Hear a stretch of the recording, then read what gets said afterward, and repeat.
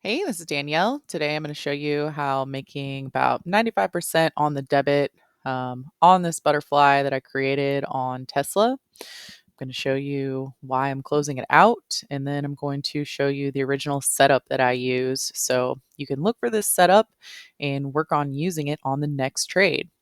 So, first of all, let me just talk about this butterfly. This butterfly is set to expire in 3 days.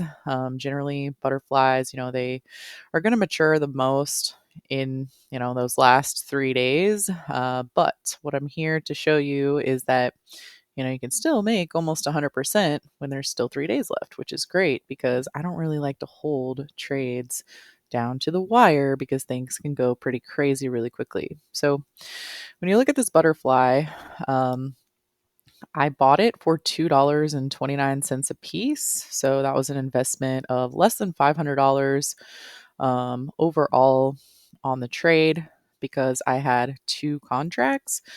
Currently, right now, it's going for $4.47 per contract, which is equaling a profit of about $436. And it's about, 95%. So as you can see, it's kind of ticking back and forth, even just taking the screen freeze off. It's gone down a little bit, down to about 85%, $393. That's completely normal. That's exactly what happens as a ticker is sitting here trading, especially as the market's moving. So, whenever I'm trying to get out of a trade, obviously I want to sell it for the most that I can.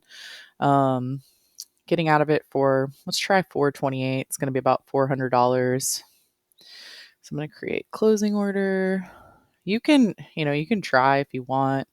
You can sit here and you can look at the spread. In this example, the spread is going between $4.03 and $4.26.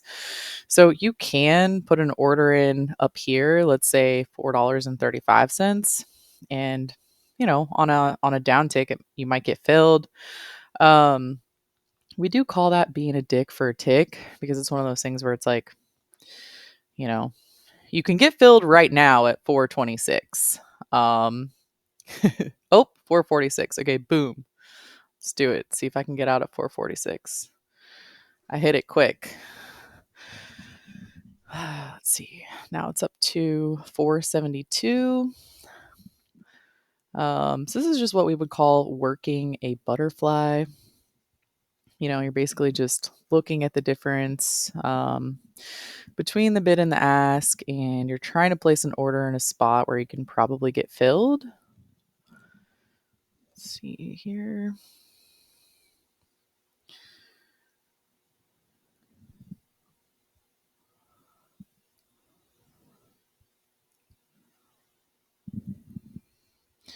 Now it's going for 445.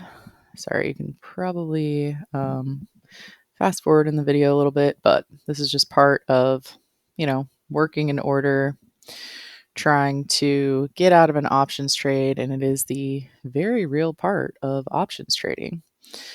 So I don't know why it's not letting me look at the order that I have. Oh, wait, maybe that's why I didn't go through. Okay, let's try this again. All right, so now we're getting a price of 440. It's about 92%. That's fine. Let me just see if I can get that. Oh, I don't know why it's not saying my order is working. But let's just see if I get filled. Anyway, while I'm sitting here working this order, I'm going to go ahead and go through the setup with you.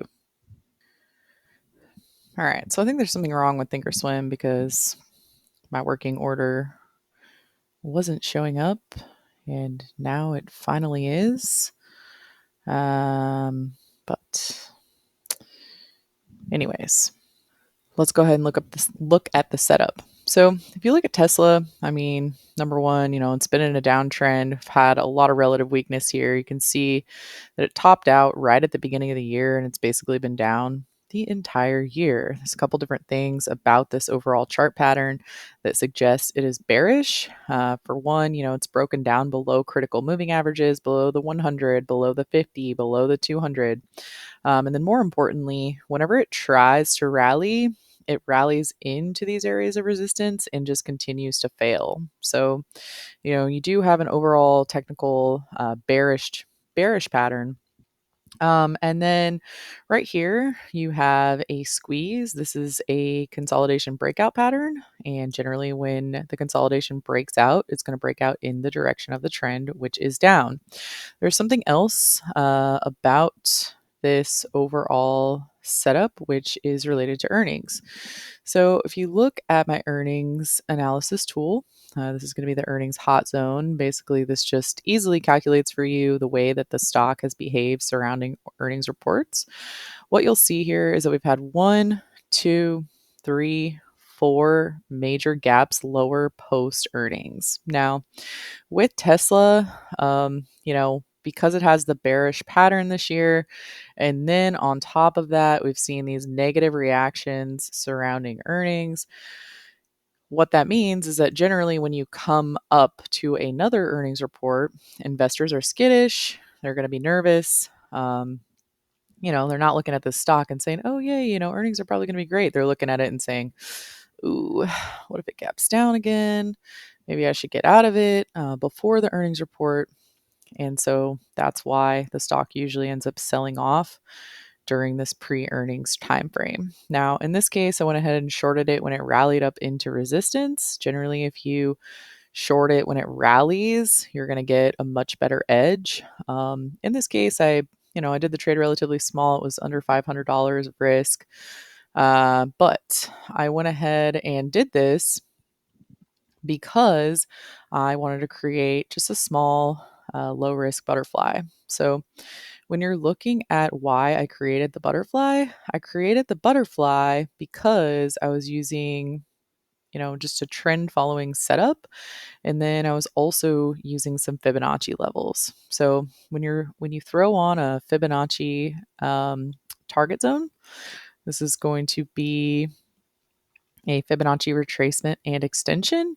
Basically, what it does is it gives you these resistance zones, which are in red, and then the green zones for the target, which are in green. So, if you look at this, what you'll see is that Tesla has met my first target. That target was at 155. The next target to the downside is going to be 150. Now, if you go back and if you look at the butterfly, what you will notice is that this butterfly was actually a pretty conservative butterfly. I did what you call targeting the easy target.